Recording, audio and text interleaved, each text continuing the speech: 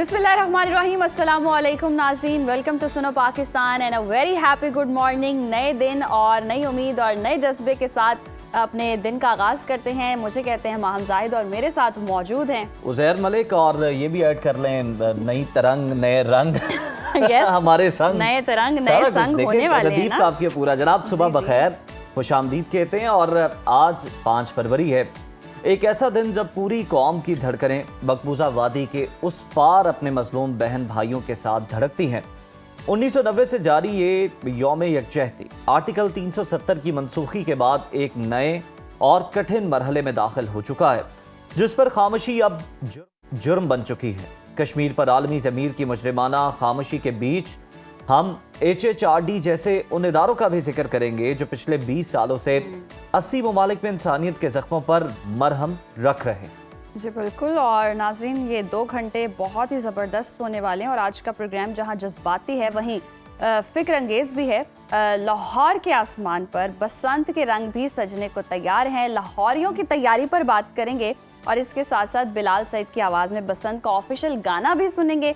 बसंत के दिनों में मौसम कैसा रहेगा ये जानने की सबको फिक्र है, तो इस हवाले से भी बताएंगे। और PKLI में लिवर ट्रांसप्लांट की जदीद सहूलियात और वज़न कम करने के कुदरती तरीके भी आपके साथ शेयर करेंगे। इसके साथ साथ इस्लामी नज़रियाती काउंसिल कैसे ख़वातीन की ज़िंदगी आसान बनाने की कोशिश कर रही है, इस पर भी खुसूसी गुफ्तगू की जाएगी। तो जाना है आपने जुड़े रहना है सुनो पाकिस्तान के साथ, ट्यून कर ले सुनो पाकिस्तान और बराजमान हो जाए सीटों पे चाय और कॉफ़ी का कप ले लें। प्रोग्राम का जी बाकायदा आगाज़ करते हैं। आज 5 फरवरी है, यौम यकजहती कश्मीर, और कैलेंडर पर एक ऐसा दिन जो हमारी तारीख और जोग्राफी की अधूरी बसात का मातम करता है। आज जब हम अपनी आज़ाद फ़ज़ाओं में सांस ले रहे हैं तो ज़रा तसव्वुर कीजिए मकबूजा कश्मीर की उस माँ का जिसकी आंखें अपने बेटे की राह तकते तकते पत्थर की हो चुकी हैं, और उस बच्चे का जिसका बचपन काबिज भारतीय फौज के बारूद के धुएं और पैलेट गन के छर्रों ने छीन लिया। 1990 में जब इस दिन को मनाने का आगाज किया गया था, तब से आज तक हम हर साल एक ही अहद करते हैं, कश्मीर पाकिस्तान की शहरग है, कश्मीर बनेगा पाकिस्तान। आर्टिकल 370 की मनसूखी ने सिर्फ कानून नहीं बदला बल्कि कश्मीरियों की शनाख्त पर वो वार किया है जिसे तारीख कभी माफ नहीं करेगी। और ये कर्ब सिर्फ कश्मीरियों का ही नहीं है, बल्कि ये कर्ब हर उस पाकिस्तानी का है जो वादी कश्मीर को अपनी रूह का हिस्सा समझता है। आज दुनिया भर में कश्मीरियों के हक़ खुद इरादियत के लिए आवाज़ बुलंद हो रही है, लेकिन क्या ये आवाज़ उन आलमी ताकतों के कानों तक पहुँचती है जो इंसानी हुकूक का राग तो अलापती हैं, मगर जब बारी कश्मीर की आती है तो अपने मफादात की कैदी बन जाती हैं। अक़वाम मुत्तहिदा की वो करारदादें जिन पर धूल जम चुकी है, आज पुकार पुकार कर इंसाफ मांग रही हैं। नाजरीन, लहू में डूबा हुआ मकबूजा कश्मीर आज हमसे ये सवाल कर रहा है कि क्या इंसानी हुकूक सिर्फ मखसूस खित्तों के लिए ही है? तो हमारे साथ मौजूद हैं शौकत जावेद मीर साहब, जो कि तर्जुमान है आज़ाद जम्मू कश्मीर हुकूमत के। उनसे हम बात करेंगे, पूछेंगे कि क्या यौम कश्मीरियों को उस आज़ादी के करीब ला रहा है जिसके लिए उन्होंने अपनी नस्लें कुर्बान कर दी। शौकत साहब, बहुत शुक्रिया आपके वक्त का। 1990 से आज तक हम यौम यकजहती मना रहे हैं। इस आलमी एहतजाज ने, आप क्या समझते हैं कि कश्मीरियों की जिद्दोजहद को कितना मजबूत किया है, उन्हें अपने मकसद के कितना करीब किया है? बहुत शुक्रिया जी। मैं सबसे पहले सुनो टीवी का आपका शुक्रिया अदा करता हूं कि आपने तहरीक आज़ादी कश्मीर के इस अहम मौका पर आपने कश्मीर को अपनी तरजीहात और कलमी जहाद में शामिल किया। इल्मी जहाद में पहले तो मैं पूरी पाकिस्तानी कौम का, electronic, print, social, digital media का, पाकिस्तान की सियासी क़यादत का, पाकिस्तान की अस्करी क़यादत का, कि जिन्होंने 5 फरवरी यौम यकजहती कश्मीर जो है ये पाकिस्तानी अवाम कश्मीरी अवाम से यकजहती कर रही है, तो पहले हम उनके शुक्रगुजार हैं। और फिर क्यों एक तारीखी आप तसलसल को देखे तो पाकिस्तान ने मकबूजा जम्मू कश्मीर की आज़ादी के लिए 3 जंगें लड़ी है।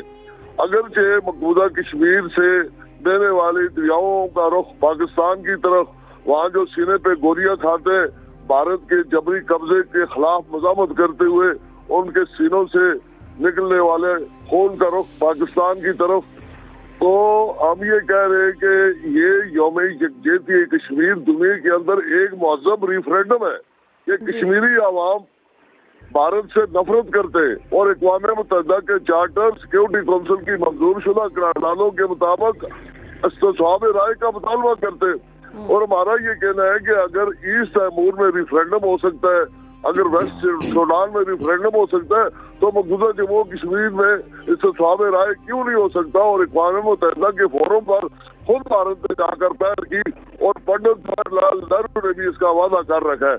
अभी आपने जिस तरह बयानी में कहा 5 अगस्त 2019 को भारत ने आर्टिकल 370 और दफा 35A में तरमीम करके कश्मीर की खसूसी हैसियत को खत्म किया, कश्मीरियों से उनका परचम छीना, कश्मीरियों से उनका त्राना छीन कर उनकी शनाख्त को मसम करने की कोशिश की। और भयानक साजिश ये थी कि इसके पीछे जो कश्मीर की डेमोग्राफी तब्दील करने की अक़वाम मुत्तहिदा की करारदादों को मद्देनजर रखते हुए इस वक्त तक 5 अगस्त 2019 से अब तक 40 लाख गैर रियासती अफराद को मौजूदा कश्मीर के स्टेट सब्जेक्ट दिए गए। जो साजिश यह है कि वो कश्मीरियों की अक्सरियत को अक़लियत में तब्दील करना चाहते हैं। लेकिन जहाँ आप देखें ना, मार का हक बयान मरसूस के बाद फील्ड मार्शल हाफिज सईद आसम मनीर की क़यादत में अल्लाह ने पाकिस्तान और फ़ौज पाकिस्तान पाकिस्तानी कौम को जो अजीम शान फजल से हमकरार किया, तो पूरी दुनिया में जहाँ पाकिस्तान के मुकाबले पूरी दुनिया ने देखा है। और अगर हम बात करें आर्टिकल 370 की मनसूखी के बारे में, तो उसके बाद भारत ने कश्मीर को एक ओपन एयर जेल बना दिया है। हुकूमत आज़ाद कश्मीर आलमी फोरम्स पर कैसे अपना मुकदमा पेश करी? देखिए जी, ये तहरीक आज़ादी कश्मीर की बेस कैंप जो हुकूमत है, इसकी बुनियादी अगराज व मकासद ही मसला कश्मीर को उजागर करने के लिए इससे पहले भी मुख्तलिफ पार्लियामेंट्स में जो दुनिया में यहाँ के कश्मीरी वफूद जाते हैं, जिसमें पार्लियामेंटेरियन होते या इंटेलेक्चुअल होते, तो अब भी इसी तरह फिर पाकिस्तान ने जो दफ्तर खारजा है उसके पाकिस्तान ने पूरी दुनिया में हमेशा अपनी इखलाकी सफारती जदोजहद को सफ़े अव्वल पे रखा। तो हम पाकिस्तान की हुकूमत के शुक्रगुजार हैं कि जिन्होंने हर जगह पे हर फोरम पर मसला कश्मीर को उसमें अपनी तरजीहात में रखा। इस वक्त भारत की 8 लाख काबिज अफवाज, उसकी पैरामिलिट्री फोर्सेस ने वहाँ मौजूदा जम्मू कश्मीर को वादी मौत में तब्दील कर दिया है। हम ये कह रहे हैं कि वो ना दो तरफा माहिदे को मानता है, ना वो आलमी कवानीन को तस्लीम करता है, ना वो जेनेवा कन्वेंशन की पाबंदी करती है। तो जो अक़वाम आलम है, जो आलमी बरादरी है, जिन्होंने खुद 1 दर्जन से जायद करारदादें इस बार मंजूर कर रखी है, वो इस बार अमल दरामद क्यों नहीं करते? अभी आपने देखा कि कुलभूषण यादव जो राह का एजेंट था, उसका नेटवर्क में इनकाम हुआ। अभी लंदन भारतीय पायलट जब फजाई खिलाफवर्जी की पाकिस्तान की फोर्सेस ने उस त्यारे को भी मार गिराया, उसे गिरफ्तार किया, लेकिन आला दर्वी का मुजाहरा करके दूसरे दिन वापस किया। उसके बदले में मकबूजा जम्मू और कश्मीर में इस वक्त 10,000 गुमनाम कब्रों की गिरफ्त, हुर्रियत कॉन्फ्रेंस के रहनुमाओं, मर्द ख्वातीन रहनुमाओं की गिरफ्तारियां और उन्हें मकबूजा कश्मीर से भारत की जेलों में मुंतकिल करना, 4,073 लोगों को पाबंदी सलासल करके इस वक्त खून और आग की होली खेली जा रही है। पैलेट गन का इस्तेमाल, कर्फ्यू का नफाज, घर घर तलाशियां, नौजवानों को जेली पुलिस मुकाबले में हलाक करके उनको शहीद करके फिर कश्मीरियों की नस्ल कशी, मावराए अदालत इकदाम और ख्वातीन की इज्तिमाई आबरूरेजी, ये ऐसे वाक़यात है कि दुनिया, पूरी महसूब दुनिया के लिए चैलेंज है। हमारा ये मुतालबा है और हम ये अक्सर ये कहते हैं कि पाकिस्तान ने हमेशा भारत के साथ मकसद मुज़ाकरात किए, कंपोजिट डायलॉग किए, इक़दाम बराए बहाली एतमाद किए, बस सर्विस, वफूद के तबादले, ट्रेड, लेकिन भारत हमेशा हिंदू हिंदुस्तान की उस बुनियाद परस्त पॉलिसियों से बाहर ही नहीं निकलता और वो एक जारियत का इंतकाम करने के लिए हमेशा उससे कोशिश की, कभी वर्किंग बाउंड्री पर, कभी लाइन ऑफ कंट्रोल पर। लेकिन मैं वही ये कहता हूँ कि अल्लाह ने पाकिस्तान को जब मार के हक बयान मरसूस में कामयाबी अता फरमाई, तो उससे बाद मसला कश्मीर आलमी फ्लैश पॉइंट बन चुका है। खुद अमेरिकन प्रेसिडेंट डोनाल्ड ट्रंप ने मसला कश्मीर को दो तरफा नहीं बल्कि इंटरनेशनल मसला करार दिया, जिसके बाद भारत में हलचल मच चुकी है, उनमें लफ्जा तारी हो चुका है और इस बेहतर सवारकारी से दुनिया इस वक्त भारत तलार खड़ा है। और पाकिस्तान की पूरी दुनिया में जो इज्जत, एहतराम, वकार, जो उसकी एक्सेप्टेंस जी। है, वो मसला है कश्मीर के हाल के लिए इंशाल्लाह यही उम्मीद उसको भी है और आलमी ब्रेक थ्रू भी है। बिल्कुल शौकत साहब, आपने बड़े इख्तिसार के साथ सारी चीज़ें जो हैं वो अब बताई भी हैं, वो मजालिम भी गिनवाए हैं जो कि कश्मीरियों पर ढाए गए हैं, लेकिन उसके बावजूद भारत जो है वो मकबूजा वादी के अंदर बड़ा ख़तरनाक खेल खेल रहा है, डेमोग्राफी को बदल रहा है। अब ऐसे में जब डोनाल्ड ट्रंप भी बात कर चुके हैं कश्मीर के हवाले से और इम्कान यही है कि गज़ा के बाद, गज़ा का मामला जो ही हल हो जाएगा उसके बाद कश्मीर के मामले पर बहस शुरू हो जाएगी, इसको हल करने की कोशिशें की जाएंगी। क्या आप समझते हैं कि हमारे पास कानूनी और सिफारती ऑप्शंस मौजूद हैं जिन्हें हम इस्तेमाल कर रहे हैं और फ्यूचर में हमें मजीद उन्हें तेज़ करना चाहिए? अभी जो एक नई साजिश का मैं एक मुख्तसर सी मकबूजा जम्मू और कश्मीर के तमाम सियासी इलाकों को तलपट करने के लिए भारत ने एक नया मंसूबा सामने लाया है, जिसको इंटरनेशनल मीडिया ने भी उसको उसमें रिपोर्ट्स किए। वो वहाँ रेल की पटरी बिछा रहा है और पहलगाम तक जो सियाहत के जितने इलाके उनको मलिया बेट करके उन पर जबरदस्ती कब्जा करके सेब का जो बड़ी शोहरत है वहाँ के सेब की, वहाँ एक सेब की नहीं, सेब के एक दरख्त के 1,000 रुपये उन्होंने मुआवजा मुकर्रर किया और 44 गाँव जो है वो मिलिया बेट होने जा रहे। तो ये जब उसने देखा कि वो मौजूदा जम्मू और कश्मीर में रहते कश्मीरियों के साथ मजालम करके भी उसने देख लिया, वो जंग नहीं जीत सका। उसने पाकिस्तान और आजाद कश्मीर में मुख्तलिफ सर्जिकल स्ट्राइक और हमलों की कोशिश की, उसमें नाकाम रहा। उसने फिर उसके बाद दूसरे मरहले में उसने डॉक्टर्स और इंजीनियर्स को निशाना बनाया। फिर सालिया पहलगाम के बाद उसने नौजवानों का कत्लेआम शुरू किया। पहले भी उसने सियासत जिसमें जाफरान है, जिसमें सेब है, जिसमें और मादनियात है, उसको उसने मलिया बेट किया, चूंकि वो कश्मीर की असल बैकबोन जिसे कहते हैं वो मैशियत थी। अब की बार भारत जिसने मकबूजा जम्मू और कश्मीर में नहीं, वहाँ अकलीतों पे अरसायात, मिजू, सिख, हिंदू, राम सारे देख लें, वहाँ सारी अकलीतें उन पर अरसायात तक कर दिया गया है। और ना तो वो सेकुलरिज्म पे कायम है, ना वो जमहूरियत के दावों पे कायम है। लेकिन अब चूंकि कौम बेदार हो चुकी है, पाकिस्तानी कश्मीरी कौम बिल्कुल शौकत साहब, आपने बिल्कुल दुरुस्त फरमाया कि कौम बेदार हो चुकी है। और अगर मौजूदा नौजवानों की बात की जाए कश्मीर के, तो साबिका नस्लों से कितने मुख्तलिफ और पुराज़म दिखाई दे रहे हैं।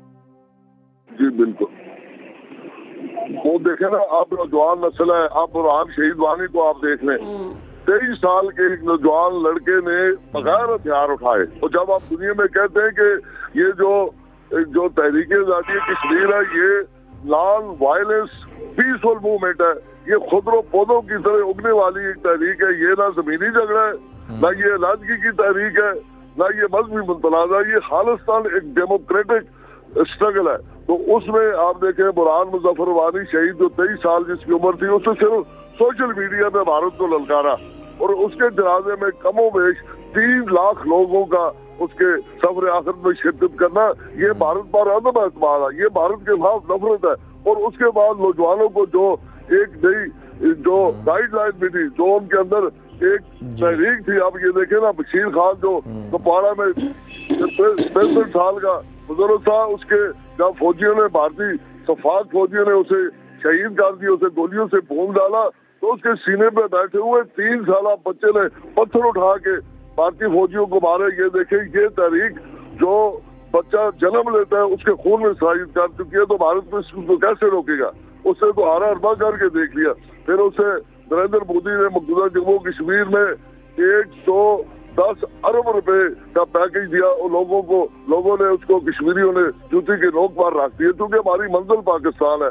पाकिस्तान के साथ 19 जुलाई 1947 को अहले कश्मीर ने पाकिस्तान के साथ अपना मुस्तकबिल वापस करने की एक गाला मसीद यूनानी बस एक रेजोल्यूशन पास किया हुआ था।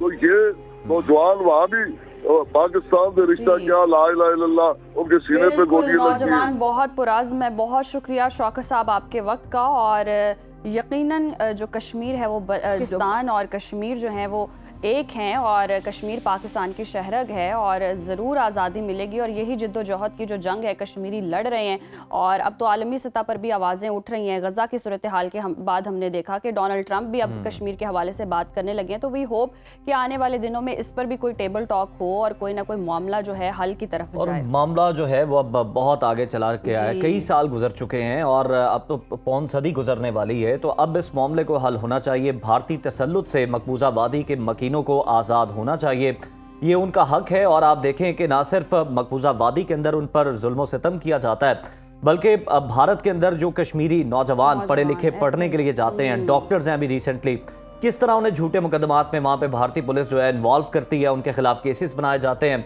मॉब लिंचिंग के वाकयात जो हैं वो पेश आते हैं, जो कि बड़ा अफसोसनाक है। और दूसरी तरफ कश्मीर के अंदर हम देखें तो जनाब पंडितों को लाकर बसाया जाता है, डेमोग्राफी को बदलने की कोशिश की जाती है और फॉल्स फ्लैग ऑपरेशन के लिए कश्मीर जो है वो भारत की नज़र में जस्ट एक लॉन्चिंग पैड है, जहां से जनाब कोई भी इस तरह की कार्रवाई करके इल्ज़ाम पाकिस्तान पर लगाया जाता है। लेकिन ये सिलसिला ज्यादा नहीं चलेगा क्योंकि पाकिस्तान भी इस मामले पर भरपूर आवाज उठा रहा है और अक़वाम आलम को भी बेदार कर रहा है। और पहलगाम वाक़े के बाद तो और ज्यादा एक्सपोज हो चुके हैं ना, क्योंकि इस तरह के फॉल्स फ्लैग ऑपरेशन करके भारत के पास फिर कोई सबूत तो होते नहीं है। और बुरी तरह आलमी दुनिया में भी हम देख रहे हैं कि भारत जो है नाकाम हो चुका है हर चीज़, हर साजिश में।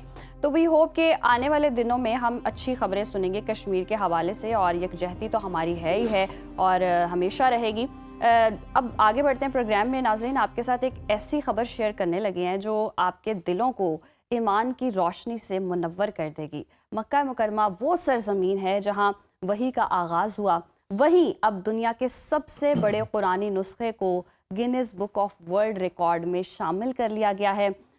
हिरा कल्चरल डिस्ट्रिक्ट में वाक़े कुरान म्यूज़ियम में जब आप दाखिल होते हैं तो ये नुस्खा महज एक किताब नहीं बल्कि इस्लामी फ़न ख़ताती का एक जिंदा मौजज़ा दिखाई देता है और ये देखकर आंखें नम हो जाती हैं कि किस तरह हमारे इस्लाफ ने कलाम इलाही को खूबसूरती से महफूज किया है। और इस शाहकार की तकनीकी तफसीलात सुनकर तो आप बिल्कुल ही दंग रह जाएंगे। 700 सफ़ात पर मुश्तमिल इस नुस्खे का हजम 312 बाई 220 सेंटीमीटर है। इसे 10वीं सदी हिजरी के कदीम नुस्खे की तर्ज पर तैयार किया गया और ख़ास बात यह है कि इसमें सूरत अल फातिहा को बाकी सूरतों को निहायत नफासत से लिखा गया है। यह नुस्खा अरबी फ़न ख़ताती की एक मुनफरिद मिसाल है जिसमें इस्लामी तर्ज की खसूसियात और सजावट नुमाया है। ये सिर्फ स्याही और कागज़ नहीं बल्कि सोना चमकाती गिल्डिंग और बाइंडिंग का वो हुनर है जो 1883 से शाह अब्दुल अजीज़ कॉम्प्लेक्स औकाफ लाइब्रेरी में महफूज चला आ रहा है। बहुत ही ज़बरदस्त बात और वाकई ये बड़ी खूबसूरत चीज़ है और देखकर आंखें नम भी हो जाती हैं। यहाँ वक्त हुआ ब्रेक का, देखते रहे सुनो पाकिस्तान। नाज़रीन, रिलीफ और नागहानी आफात में हुकूमतें जहाँ पहुँचने में देर कर देती हैं, लेकिन कुछ ऐसे नाम हैं जो खामोशी से इंसानियत के ज़ख्मों पर मरहम रख रहे हैं। हम बात कर रहे हैं हेल्पिंग हैंड और रिलीफ एंड डेवलपमेंट ऐसा ही एक मोतबर नाम है जो हर नागहानी आफत में पेश है आवाम की खिदमत के लिए।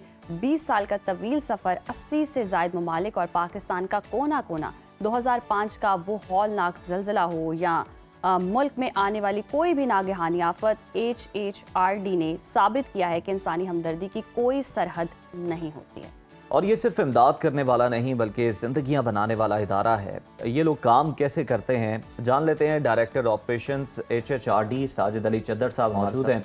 साजिद साहब, आपको खुश आमदीद कहते हैं प्रोग्राम में।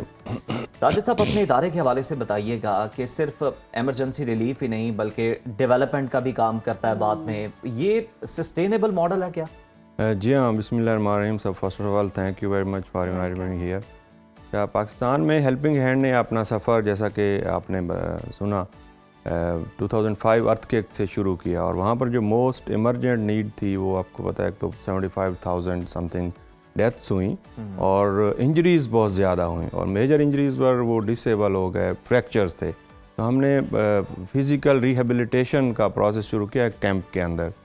वहाँ पर हमने लोगों को आर्टिफिशियल लिम्स भी प्रोवाइड करना शुरू किए, डॉक्टर्स को बुलाया, USA से हमारे डॉक्टर्स के मेडिकल मिशंस आए, यहाँ पे सर्व किया, कैंप और टेंट विलेजेस बनाए। उसके साथ साथ वो कैंप आज HHIRS बन चुका है, helping hand institute of rehab sciences के नाम से डिग्री अवार्डिंग।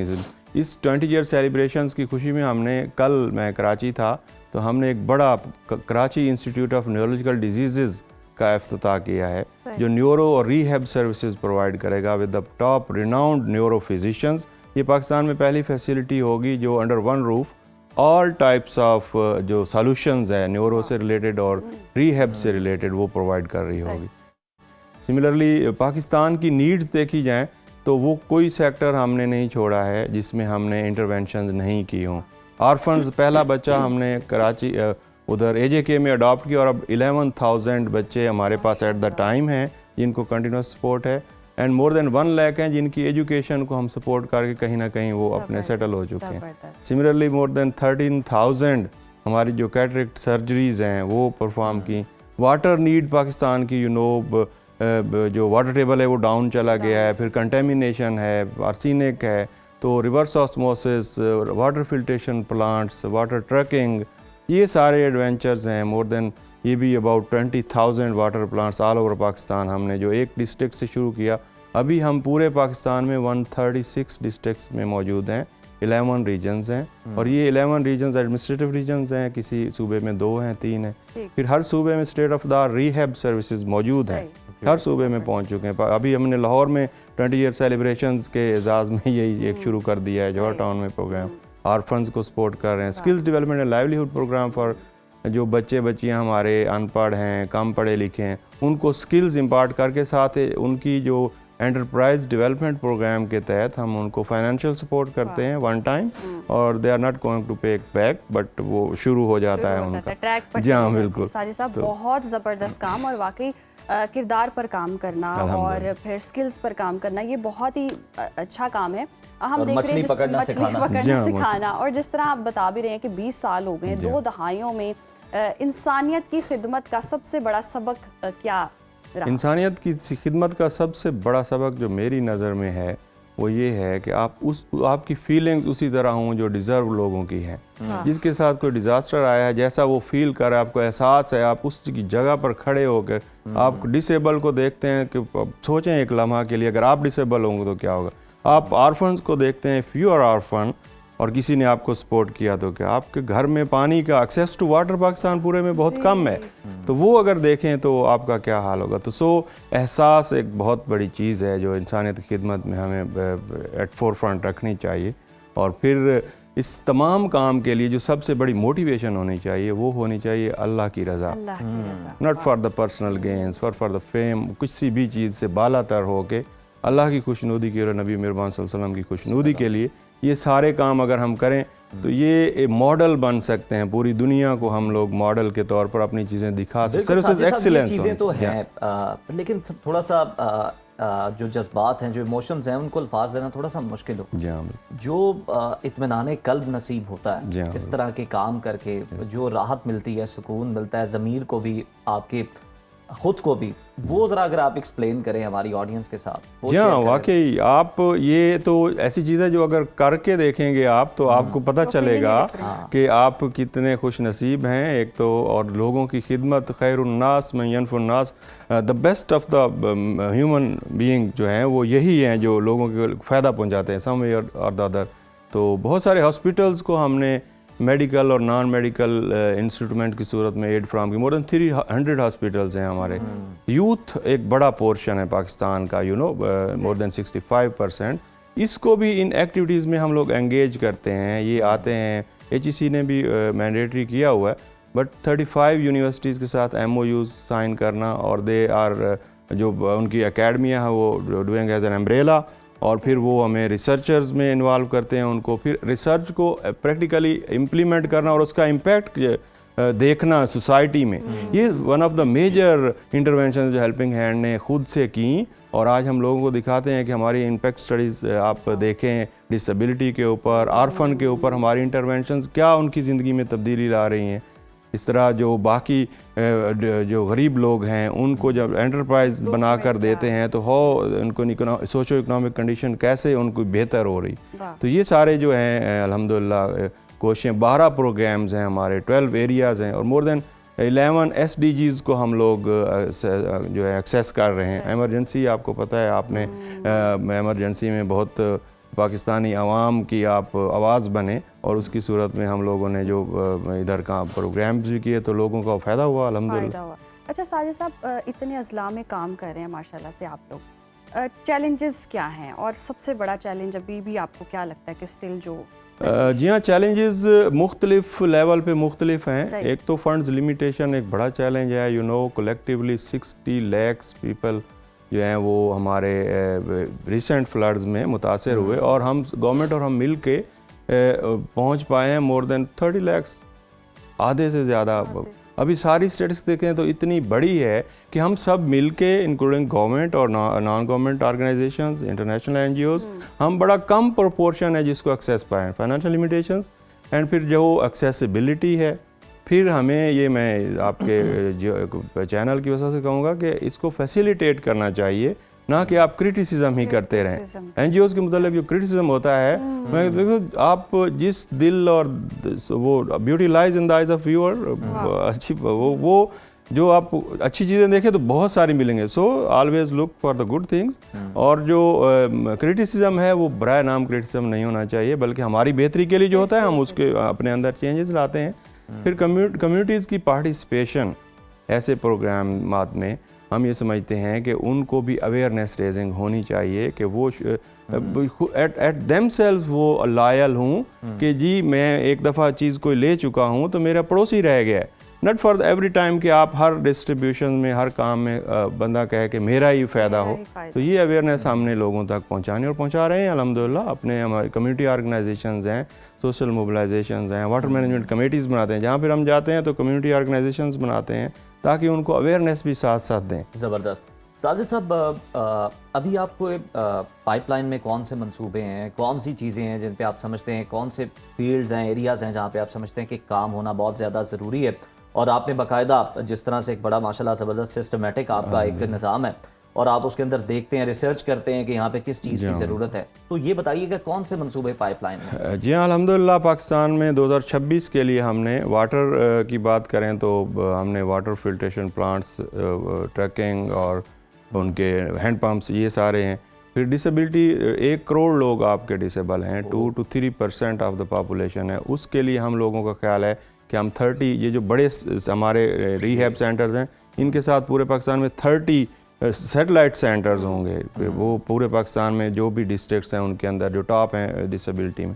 सिमिलरली हम यूनिवर्सिटीज़ के साथ कोलैबोरेशन को एनहांस करके क्लाइमेट अवेयरनेस प्रोग्राम्स जो हैं उनको ज़्यादा फोकस के साथ लेके चलें कि ये वेस्ट मैनेजमेंट है, आपकी रुथलेस स्पेंडिंग है, यू नो आपके जो गाड़ियाँ चलती हैं, धुआं है, इसको देखें, गंदगी को ख़ुद ख्याल रखें। स्ट्रीट चिल्ड्रन, हमारे मॉडल स्ट्रीट बनाते हैं, हमारे जो स्ट्रीट चिल्ड्रन के लिए स्कूल्स हैं फिर हमको कहते हैं उनको मॉडल स्ट्रीट बनाएं। सिमिलरली स्किल्स डेवलपमेंट के ऊपर भी हमारा बहुत सारा बजट इस दफ़ा भी उसी तरह ही कंटिन्यूटी के साथ चलेगा जिस तरह पहले चल रहा है। इस तरह के स्किल्स साजिद साहब सिखाए जा रहे हैं बच्चों को? इसमें एक तो 10,000 बच्चों के जो बैग्स हैं सारे के सारे ये हमारे स्किल्स डेवलपमेंट सेंटर्स ही बनाते हैं, वहाँ पे बच्चे सीखते हैं, ये बना के उनको पे करते हैं। सिमिलरली इनके जो यूनिफॉर्म्स हैं ये भी यही बनाते हैं। उनको जो सॉफ्ट स्किल्स हैं, फेसबुक सेलिंग है, एक बच्ची ने हमारे ही सेंसर से ट्रेनिंग की, ये मेहंदी की, और उसने कहा जी मैं फेसबुक सेलिंग और इस तरह जो ब्रांडिंग एंड मार्केटिंग की ट्रेनिंग की, अभी वो अच्छा खासा अर्न कर रही हैं। सिमिलरली ओवन के ऊपर एक बच्ची ने कहा हमें ओवन की ज़रूरत है, पिज़्ज़ा बनाना सीखा, तो हमने कोशिश की, वो उसके अपने भी रिसोर्सेज थे, हमारे भी कंट्रीब्यूट हो गए, तो she is earning about 1 lakh per month online selling.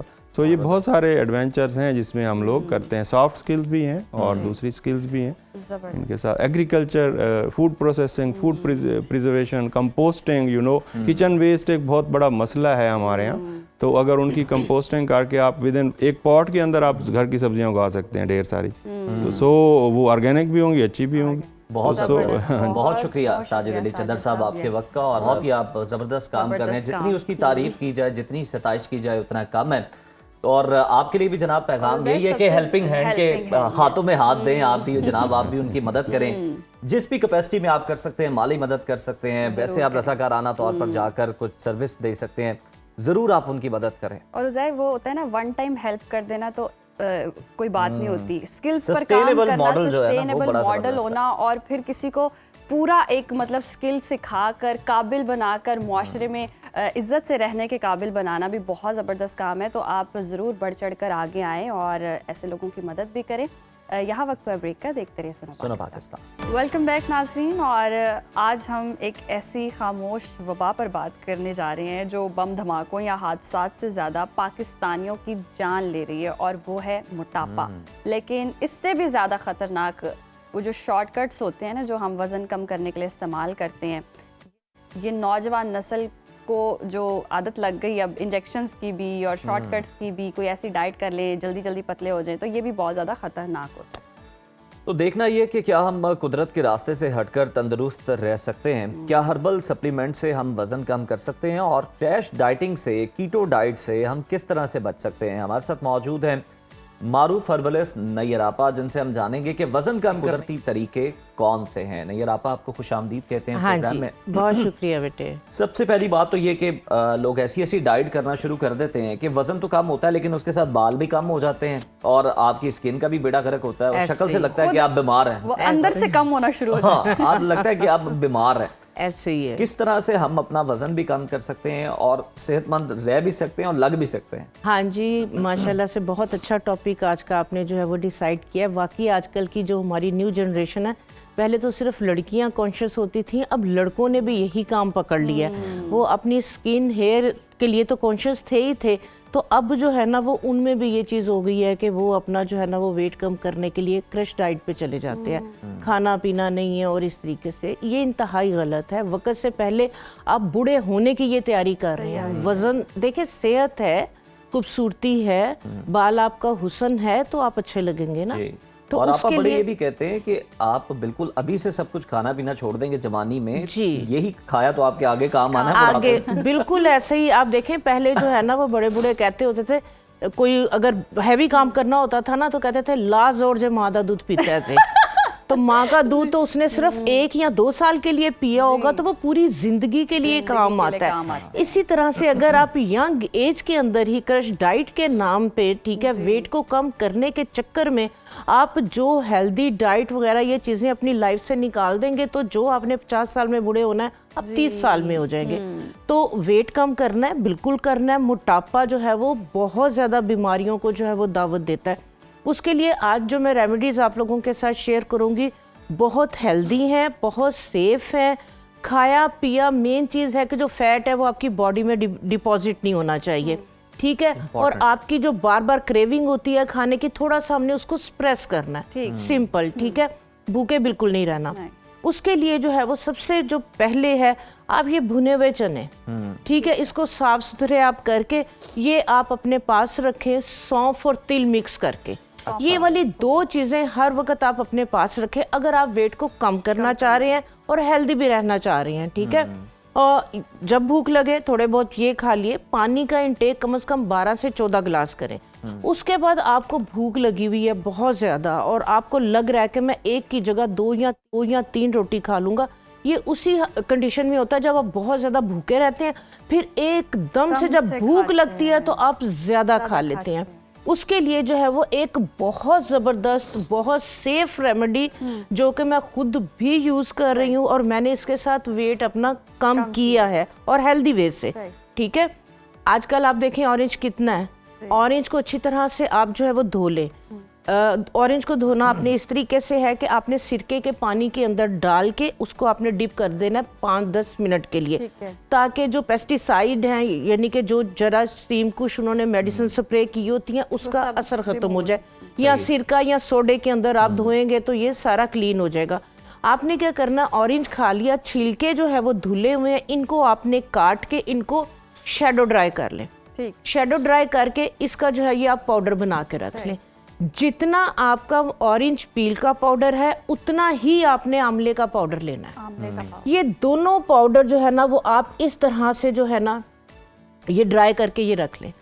अब आपने क्या करना है, खाना खाने से पहले आधा घंटा पहले आप क्या करें, 1 चाय की चम्मच इसको नीम गर्म पानी के अंदर, थोड़ा सा इसमें लेमन और थोड़ा सा जो है वो इसके अंदर आप हनी डाल सकते हैं। अदरवाइज मैंने जो लिया मैं इसी तरह से मुंह में डाले और ऊपर से जो है ना आप पानी पी लें।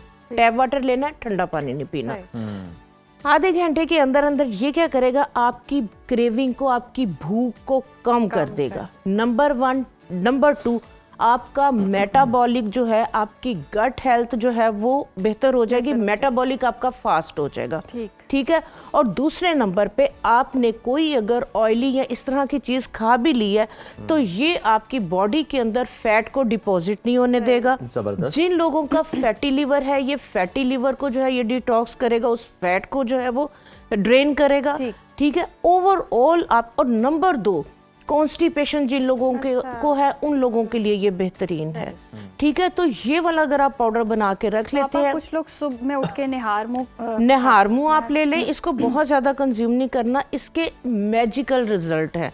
ठीक है। वेट को कम करने के लिए, वेट को मैनेज करने के लिए, फैट जो स्टबन फैट है आपका बाजुओं पे, आपके जो है वो शोल्डर्स के ऊपर या आपके पेट पे, थाइस पे जो स्टबन फैट होता है वो वॉक से या किसी तरह से नहीं जा रहा होता, वो इसके साथ, या इसको आप जो है वो खाली पेट, अगर आपको कोई, क्योंकि इसको खाने से खाली पेट थोड़ा सा स्टमक में जो है वो पेन वगैरह या थोड़ा सा ऐसे होगा, डिस्टर्ब होगा, तो बेहतरीन तरीका ये है कि आप दोपहर के खाने से जो है वो पहले इसको ले लें। ठीक है।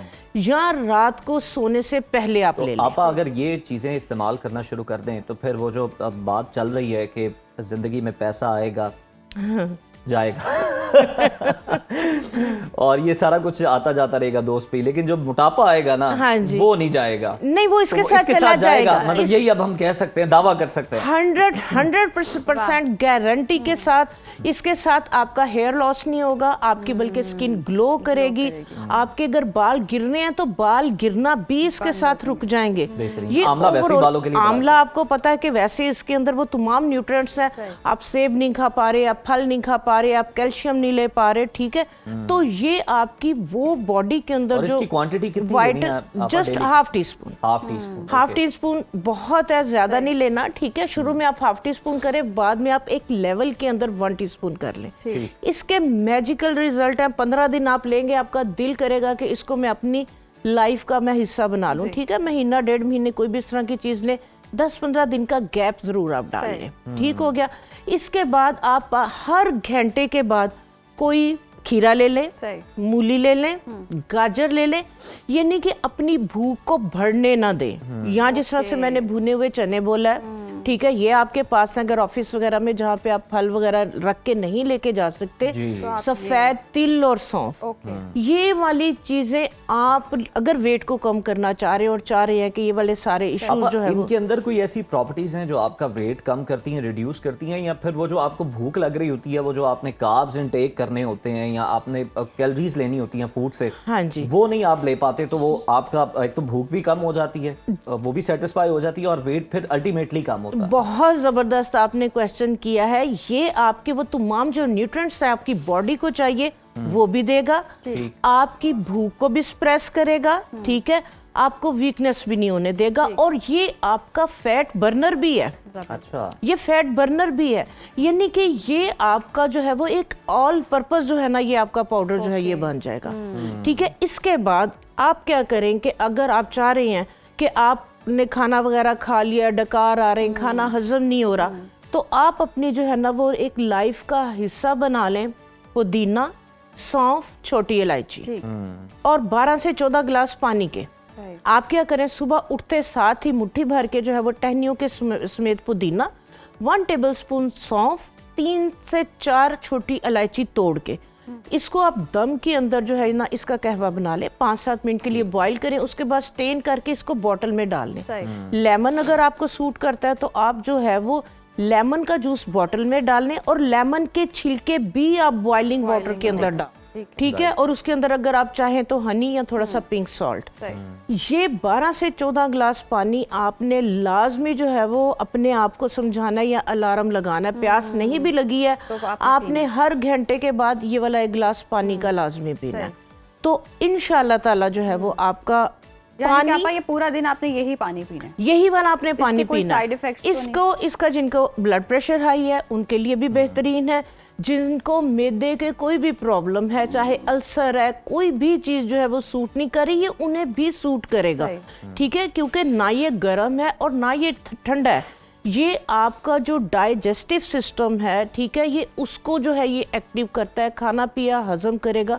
हाई ब्लड प्रेशर वालों के लिए तो ये बेहतरीन है, क्योंकि इसकी जो है वो तासीर ठंडी है, ब्लड प्रेशर को भी जो है ये कंट्रोल करेगा। बेहतरीन। तो ये वाला पानी आप लाजमी 12 से 14 गिलास पानी अगर आप आपा ये नुस्खे तभी काम करेंगे ना जब हमारी वो मीठे की क्रेविंग, मीठा जो क्रेविंग होती है और मिडनाइट क्रेविंग होती है, जो आधा डब्बा किलो में से मिठाई का खा सकता है आराम से, गुलाब जामुन, उसके लिए गुलाब क्या? जामुन जिसने खाने हैं, अब जिसने केक खाने हैं, ब्राउनीज, उसके लिए फिर क्या? गुड़ वाले चावल भी खाने हैं, 2-2 प्लेट डेली खा लें। बेसिस पे ना करें, एक चीटिंग डे रख लें ठीक है। और अपने आप को समझाएं कि तू पतले होना है या ये खा के मोटे होना है। तो जब आप इतनी मेहनत कर रहे होते हैं वेट को कम करने के लिए ना, तो फिर अपने आप से बातें करना शुरू करें, ठीक है? शीशे के आगे आप खड़े हुए हैं ना, तो अपने एक आप और को बड़ी अच्छी ओवरऑल चीज है अपने आप को सेटिस्फाई करने के लिए, जो हम भी अप्लाई कर लेते हैं अपने, क्योंकि टेस्ट तो ये 2 मिनट का है जी, यहाँ से यहाँ पे आया और कहानी खत्म खत्म। है। सुबह में उठें, आप जब रेडी हो रहे हो ना, तो आपके गोल क्या है? आप अपने आप से बातें करें, आप अपने आप से प्यार करें, आप अपने आप को देखें। लोग क्रिटिसाइज करते हैं, हाय आज तो तेरे पे ये कपड़े नहीं सूट कर रहे, ये कलर नहीं सूट कर रहा, हाय वो देख लाल कपड़े पाए, बुढ़ी होते लाल कपड़े। आप लोगों की बातों पे ना जाएं, जो आपके दिल को अच्छा लग रहा है, जो आपके दिमाग को अच्छा लग रहा है, ठीक है, जो रीजनेबल होना चाहिए, ये नहीं है। बस मैं यही कहूंगा कि हर्बल तरीकों के साथ साथ नफ्सियाती तौर पर भी आपने तरीके आजकल बता मैंने दिए हैं। देखा है एक आधा मैंने भी शेयर कर दी है। बच्चियां साइकोलॉजिकल मैंने देखा है, इतनी हाय उसने कह दिया कि ये कलर नहीं सूट किया, हाय मुंह पे दाने आ गए, मैं किसी को फेस नहीं कर पा रही हूँ। आप अपने कॉन्फिडेंस को जो है ना वो दूसरों के कहने पे लूज नहीं करें। बहुत अच्छी बात, बहुत शुक्रिया आपा आपके वक्त का। और वाकई बहुत ज़बरदस्त आपा ने बात की कि साइकोलॉजिकली बहुत ज़्यादा इफेक्ट होते हैं, आप कंपैरिजन में पड़ जाते हैं। तो अपना एनालिसिस आप खुद करें, इस मामले में खुद कलामी आप कर लें, इसमें इजाजत है आपको। और हमें ब्रेक के लिए आप इजाजत दें, ब्रेक के बाद दोबारा वापस आएंगे तो जनाब बहुत सारे सेगमेंट्स जो हैं वो आपके मुंतज़िर हैं, तो देखते रहिए सुनो पाकिस्तान। वेलकम बैक नाज़रीन। और बस चंद घंटों बाद ही लाहौर में बो काटा की सदाएं बुलंद होने वाली हैं और बसंत के दिनों में मौसम कैसा रहेगा, लाहौरी जो है वो मौसम जो है वो बेहतर रहने की दुआएं कर रहे हैं। और बाकी शहरों से यही दुआ आ रही है कि कहीं बारिश हो जाए और मामला जो खटाई में पड़ जाए। और बड़ा ही बेसब्री से इंतजार है जी सबको। दूसरे शहरों से भी लोग जो है वो बसंत मनाने के लिए लाहौर आ रहे हैं, वो भाई इंटरनेशनल भी आ रहे हैं। हाँ, बड़े उन्होंने बड़ा लाखों का सामान खरीदा, उन्होंने तो महंगाई करवाई उन्होंने करवाई। और वाकई इसलिए तो आपको चरखियां नहीं मिल रही, बैन है हालांकि, पिन्ने नहीं मिल रही। लेकिन आपने कहा था मैं चरखी का वो है ना पिन्ना बड़ा अच्छा बना लेती हूँ, क्योंकि चरखी पकड़ना आसान है। खैर, महकमा मौसमियात ने जी बाकायदा तौर पर पेशगोई कर दिया कि इन 3 दिनों में मतलब जो है वो जुज़वी तौर पर अब्र आलूद रहेगा, लेकिन असल ट्विस्ट उन मगरबी हवाओं में है जो 10 से 15 किलोमीटर फी घंटा की रफ्तार से चलने वाली है। तो आपकी गुड्डी पता नहीं किधर कन्नी खा के चली जाए, ये हम नहीं कह सकते भाई। हवा आपका जो गुड्डा कहीं भी ले जा सकती है। आपने गुड्डे के साथ किसी भी किस्म का कोई पैगाम, कोई लेटर लिख के कहीं भेजने की कोशिश नहीं करनी, वो पुराना दौर था। पतंगबाजी के शौकीन जनाब हमेशा से ही ऐसी हवाओं के मुंतज़िर रहते हैं कि गुड्डी छोड़ें और वो दूर तक निकल जाए। जनाब 9 डिग्री सेंटीग्रेड की ठंडक है और मेरा ख्याल है कोई जल्दी भी ज़्यादा है और हवा के साथ साथ रफ्तार भी कुछ थोड़ी सी ज़्यादा पकड़ ली गई है।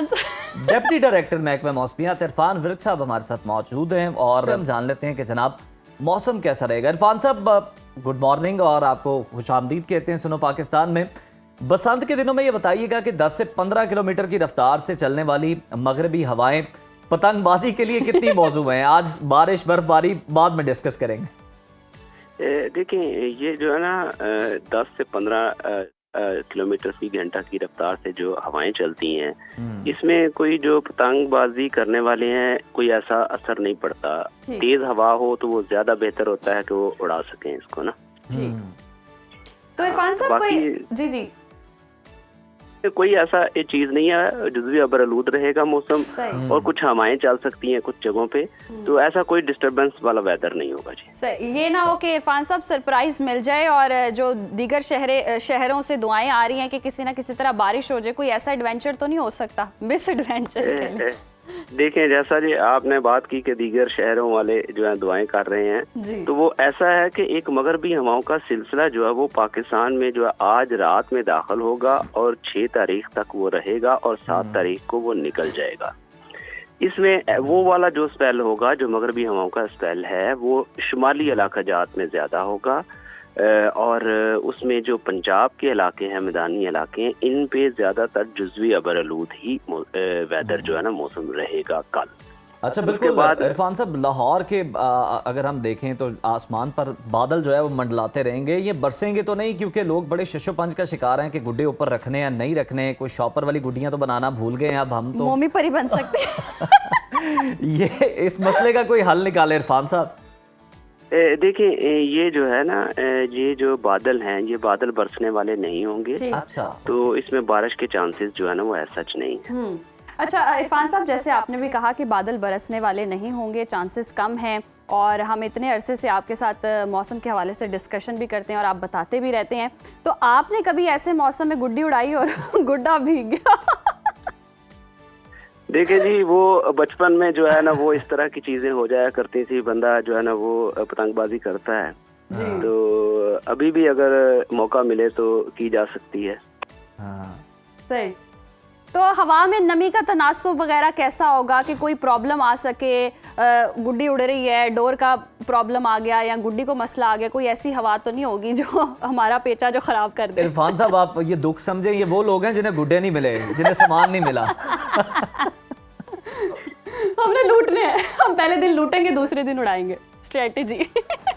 नहीं जी, आप लोग जितने भी जो पतंगबाजी करना चाहते हैं वो शौक से पतंगबाजी करें। मौसम आइडियल होगा, मौसम खुशगवार होगा, और जो है जुज़वी अबर आलूद रहेगा, जिससे बहुत ज्यादा तपश भी जो है वो धूप में नहीं होगी, और गर्मी भी कोई ऐसी महसूस नहीं होगी फिर। तो जो मेन्यू बन रहे हैं, पाए का नाश्ता चल रहा है, हलवा पूड़ियां लगनी है, तो मौसम भी इंसाफ करेगा साथ। मौसम इंसाफ। देखिए, आपको धूप भी नहीं लगेगी, आप बड़े मजे से जब गुड्डी उड़ा रहे होंगे तो आंखों में धूप भी नहीं है, आप इजीली पेचे लड़ा सकते हैं। लेकिन वो फिर वो चश्मा भी तो लगाना पड़ता है ना। आंखों से नहीं, आपने गुड्डी से पेचे लड़ाने, आंखों का क्या चश्मा लगाना है? चश्मा भी लगाना होता है ना, जरूरी होता है, तस्वीरें उतरवानी होती हैं थोड़ी सी। चले खैर जनाब, मौसम तो बड़ा ही जबरदस्त रहना है और बारिश कोई नहीं होनी। लेकिन मैं आपको वहां ये बता दूं, एक्साइटमेंट इस कदर ज्यादा है, अब आज चुके छुट्टी है और लोगों ने कल रात से जनाब जो लॉन्ग वीकेंड है उसकी तैयारी शुरू कर दी है। कल मेरा इत्तेफाक से गुजर हुआ गुलबर्ग में, वहां इस कदर ट्रैफिक थी कि आप अंदाजा लगाइए कि यूं था जिस तरह न्यू ईयर के मौके पर लिबर्टी चौक नहीं हो जाता पूरा, वो सूरत हाल थी। सिर्फ लिबर्टी चौक नहीं बल्कि इर्द गिर्द के जितने इलाके थे, जितनी अहम सड़कें थी, शाराएं थी गुलबर्ग की, इवन बरकत मार्केट तक, सब जैम पैक तमाम। और लोग जश्न मना रहे थे निकल के, क्योंकि लिबर्टी पे बड़ा एहतमाम किया गया है। मरीम नवाज ने जो ऐलान किया था, बड़े बड़े गुड्डे आपको पता है वहां पर हैं, स्क्रीनें लगाई गई हैं और बहुत ज्यादा वहां पे सेलिब्रेशन की जा रही है। तो लाहौरिये बड़ी तादाद में वहां पर मुझे उमड़ते हुए नजर आए थे। लाहौरिये तो नजर आ रहे हैं, एक ये बात भी है और दूसरा ये भी है उज़ैर कि वो कहते हैं ना, एक जो अमीर है वो रज के अमीर है और जो गरीब है बेचारा रज के गरीब है। सामान नहीं खरीद पा रहे, जो सामान नहीं खरीद पा रहे, खैर वो भी जश्न का हिस्सा बने हुए हैं। तो बड़ा इंटरेस्टिंग है, बड़ा मजे का काम हो रहा है जी कि सारी दुनिया जो है इस वक्त सेलिब्रेशन कर रही है। सारी दुनिया तो नहीं, खैर लाहौर में सारी दुनिया आ चुकी है, ऐसा समा लग रहा है। तो लोग बहुत इंजॉय कर रहे हैं, मुल्क के कोने कोने से वाकई। लेकिन कीमतें जो है वो आसमान से बातें कर रही हैं और स्टूडियोज में हमारे साथ हमारी गेस्ट भी मौजूद है, उनसे जान लेते हैं कि जी क्या सूरत हाल रहेगी, सामान क्यों इतना नायाब हो गया और अगर मिल भी रहा है तो इतना महंगा क्यों मिल रहा है और सस्ता सामान कैसे मिल सकता है, क्योंकि आखिरी दिन रह गए हैं। तो patron in chief Pakistan kite flying association Mohammad Aqeel sahab हमारे साथ मौजूद है। बहुत शुक्रिया मोहम्मद अकील साहब आपके वक्त का। सबसे पहले तो ये बताएं कि सस्ता सामान कैसे मिल सकता है? हमारे तो मसले यही है, जो महरूम रह गए हैं, उन्हें बताएं कि सामान सस्ता होना है या महंगा ही होना है? महंगा ही होना है। देखें, कुछ लोग ये बात कर रहे थे कि जिस तरह बड़ी ईद पे आखिरी रात को बकरा सस्ता हो जाता है, मैंने उन्हें कहा ऐसा नहीं होगा।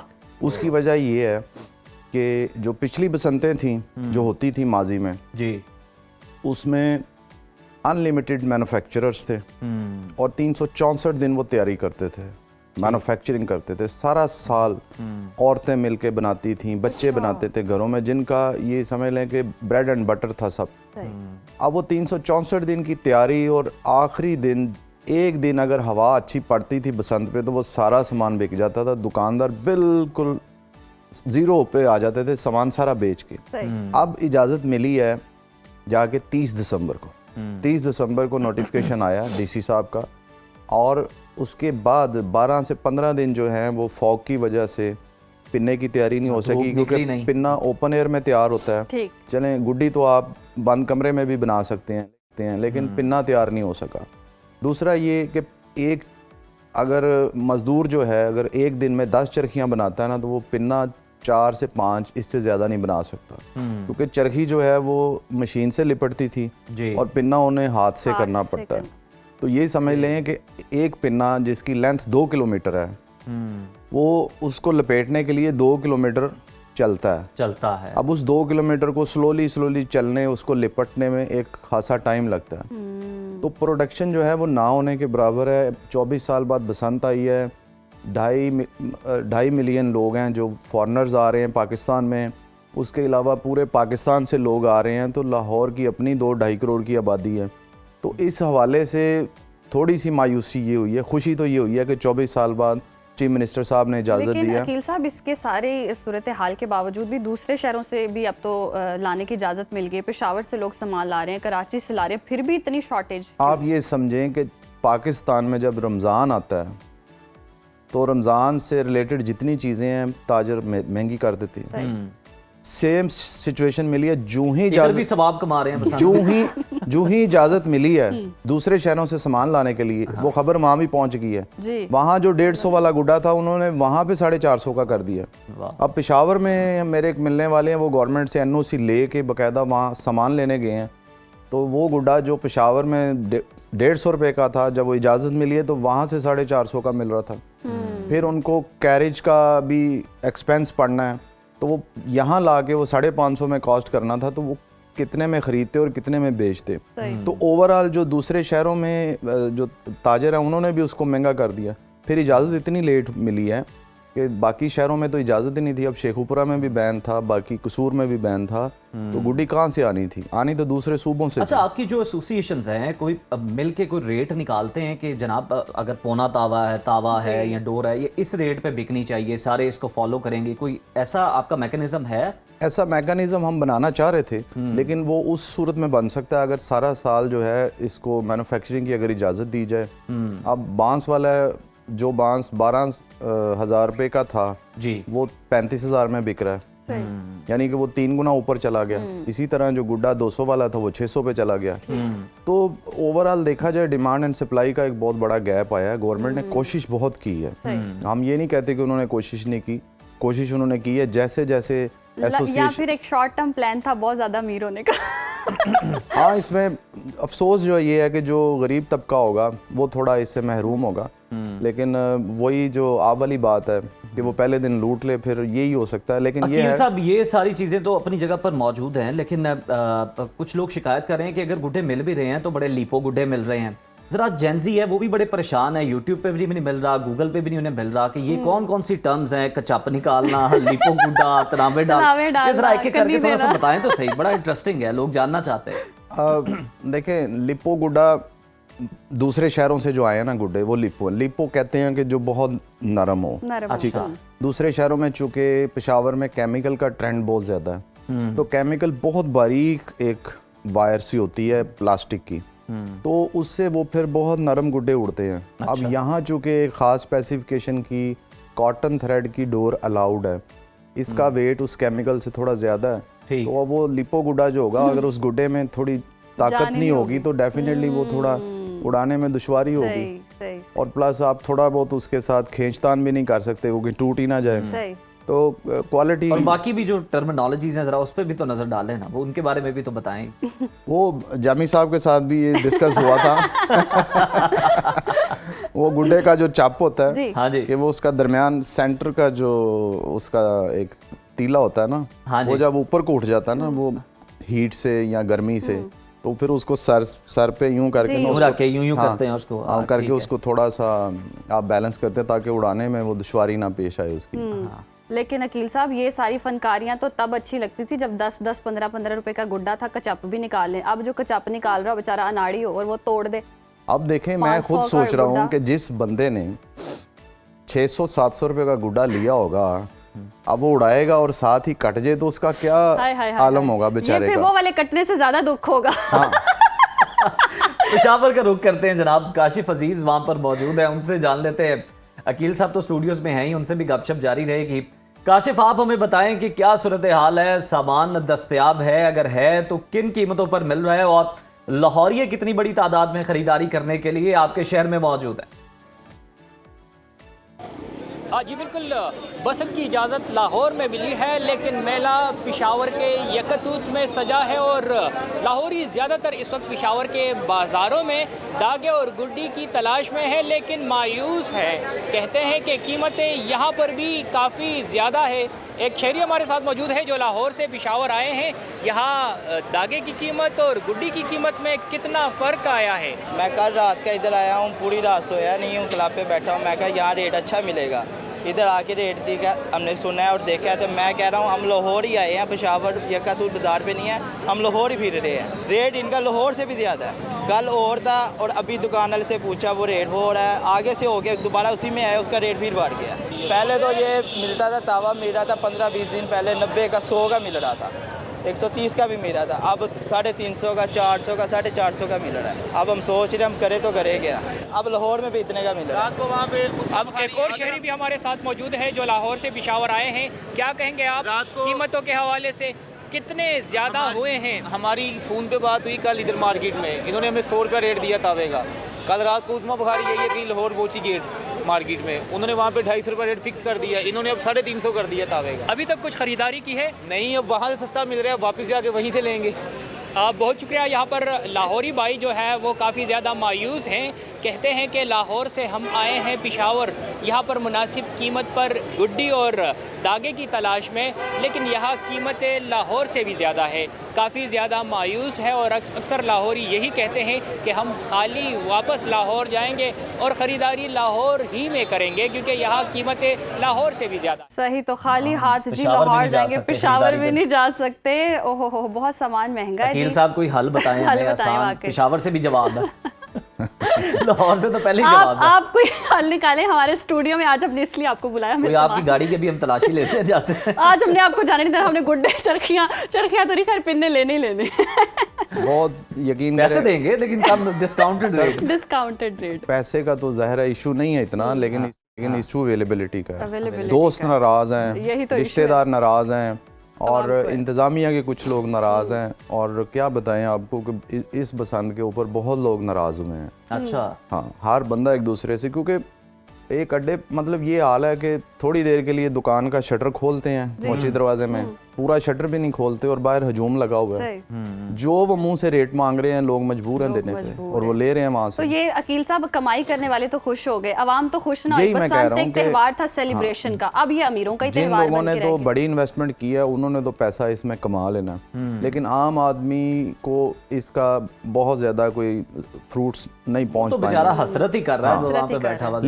लेकिन हमारी जो मीटिंग गवर्नमेंट के साथ भी हुई थी, मोहतरमा मरीम औरंगजेब साहबा के साथ 1-to-1 हमारी मीटिंग हुई थी, उसमें ये चीज़ें हमने पॉइंट आउट की थी। उन्होंने एडमिट किया था, उन्होंने कहा हाँ चूँकि इजाज़त लेट मिली है, कानून साजी और सारी चीज़ों में टाइम लग गया। विजिट भी किया उधर ऊंची दरवाजे का, और उन्होंने कहा कि इस दफ़ा पहली बसंत है, इसको जैसे तैसे भी है आप लोग कर लें, क्योंकि ये स्टार्ट है। इंशाल्लाह अगले साल से इसको हम रेगुलराइज प्रॉपर करें। अच्छा अकील साहब, ये भी सोशल मीडिया पे खबरें चल रही हैं कि शायद मार्च के अंदर, मार्च के एंड में भी कोई इसका दूसरा फेज होगा, इस तरह की भी कोई बात है? जी बिल्कुल हमारी बात हुई है गवर्नमेंट से। अच्छा। और गवर्नमेंट भी इंटरेस्टेड है, और लेकिन उस पहली बसंत ये जो हो रही है इसके फीडबैक के बाद शायद वो सेकंड बसंत का हम कोशिश कर रहे हैं कि ये 100% सेफ बसंत हो।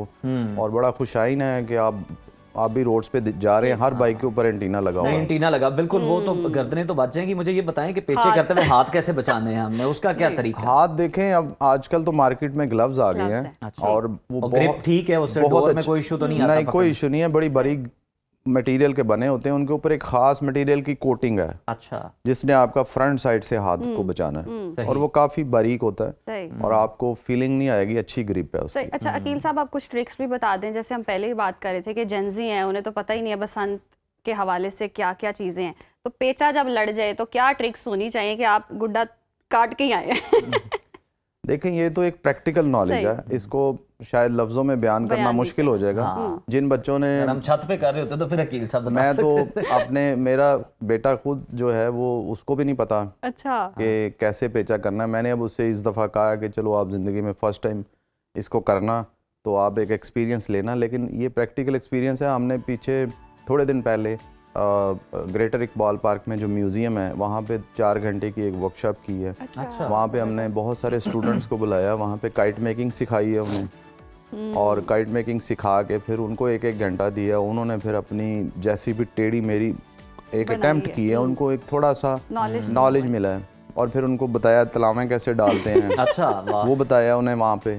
फिर उसके बाद 2 घंटे हमको 7-8 उस्ताद लोग थे काइट फ्लाइंग से जुड़े हुए। अच्छा, बचपन से जो लोग करते थे उन लोगों ने अपने अपने ज़िंदगी के कुछ जो किस्से हैं काइट फ्लाइंग से रिलेटेड वो बच्चों को बताएं ताकि एक थोड़ा सा उनकी ग्रूमिंग हो, उनको अंडरस्टैंडिंग आए कि ये होता कैसे है। तो इंशाल्लाह फर्स्ट टाइम होने जा रही है बहुत सारे बच्चों को और अब डेवलप होगा। और बिल्कुल ये रिवाइव हो रहा है। अकील साहब, आपको याद होगा कि जब ये पतंगबाजी की इजाज़त होती थी तो पतंग मेकर्स तो ये करते ही करते थे, लेकिन आम लोग भी अपने घरों के जो दरवाजों के डिज़ाइन थे वो गुड्डों वाले होते थे, पतंग वाले दरवाजे होते थे। जी, अभी भी आप अभी भी कहीं ना कहीं मिलते हैं। अब मैं रात भी गुजर रहा था तो शहर में कुछ दरवाजे जो लोहे के गेट हैं वो बाकायदा पतंग का हाँ वो स्टाइल बना हुआ है उनका। तो ये तो हमारी देखें जो ये विरासत है समझ लें लाहौर की, और लाहौर जो है इसकी पहचान है। तो ये पहचान खो गई थी हम लोगों की अपनी ही वजह से। हमने इसमें जो मोटी डोरें इस्तेमाल, मोटी से मोटी डोर कर दी और शीशा बहुत जो है वो एब्रेसिव कर दिया, बहुत तेज़ कर दिया, जिसकी वजह से लोगों की जानें भी गई हैं। तो ये एक बहुत अच्छी हेल्दी एक्टिविटी थी। यकीन करें कि मिंटो पार्क में जाते थे हम तो वहाँ पे गरीब और अमीर इकट्ठे एक ही दरी पे बैठते थे और उन लोगों की समझ लें कि रिफ्रेशमेंट थी और उन लोगों के लिए ऑक्सीजन थी। लेकिन अब भी हमने देखना है कि ये सिर्फ अमीरों का त्यौहार ना बन के रह जाए। वो बेचारे जिनके अंदरून में छतें वो लोगों को दे रहे हैं कि जनाब आप आगे यहाँ पे बसंत बनाएं, हमें कुछ पैसे दें, हम नहीं यहाँ पे बसंत बनाएंगे।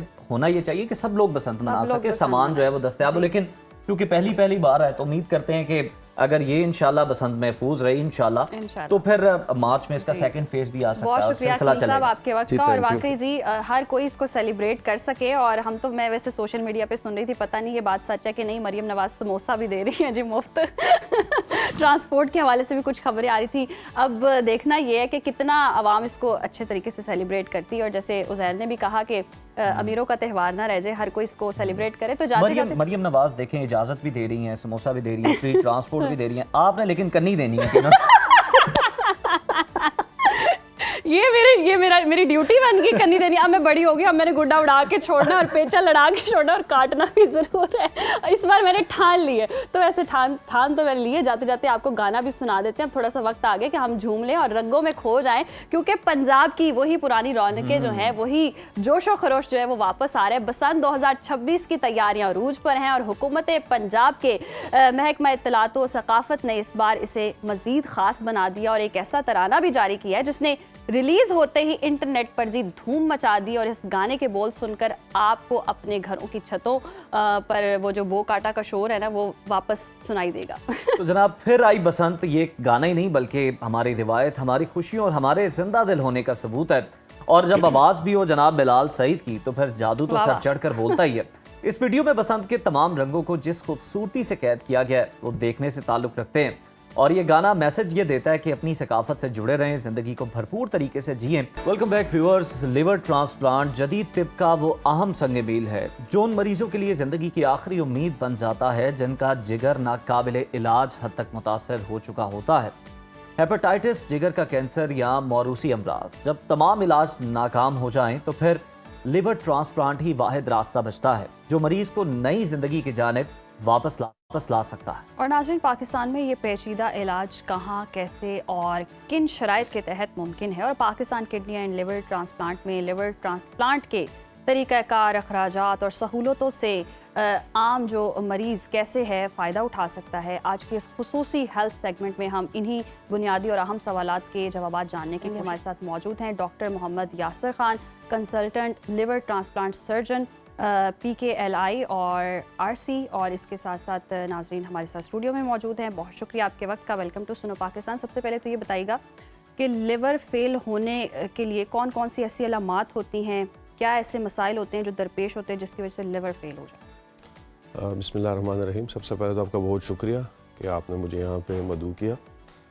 देखें जी, लिवर इंसान की जिस्म में एक बहुत अहम ऑर्गन है और बहुत ज़्यादा अहम काम है जो कि लिवर सर अंजाम देता है। तो ब्रॉडली अगर देखा जाए जो जिगर की फेलियर के जो अलामात हैं उनमें ये है कि जो मरीज़ों में वाज़ेह होते हैं उनमें जॉन्डस यानी पीला अरकान, एसाइटिस या पेट में पानी, इसी की वजह से खून की उल्टी, काले रंग के पखाने आ सकते हैं। और जिगर अगर किसी सोजिश की वजह से मुतासर हुआ हो तो उसके अंदर जिगर का कैंसर बनने के भी इम्कानात होते हैं। फिर उस कैंसर की जो अलामात हैं वो दर्द की सूरत में, वज़न के कम होने की सूरत में ज़ाहिर हो सकती हैं, लेकिन अमूमन अर्ली स्टेजेस में ये जो अलामात हैं ये बहुत ज़्यादा वाज़ेह नहीं होती, इसलिए बेहतर ये है कि रेगुलर टेस्ट किए जाए। तो डॉक्टर यासिर, हम ये कह सकते हैं कि फैटी लीवर के हवाले से बड़ी बात होती है, क्या ये पहला स्टेप है जो कि हम कह सकते हैं कि इसके बाद बीमारियां भी आएंगी और आपका जिगर जो है वो मुतासर हो सकता है बहुत ज़्यादा? बिल्कुल, आपने बहुत ज़्यादा एक अहम बीमारी की जानिब, बल्कि एक अहम मेडिकल कंडीशन की जानिब इशारा किया है।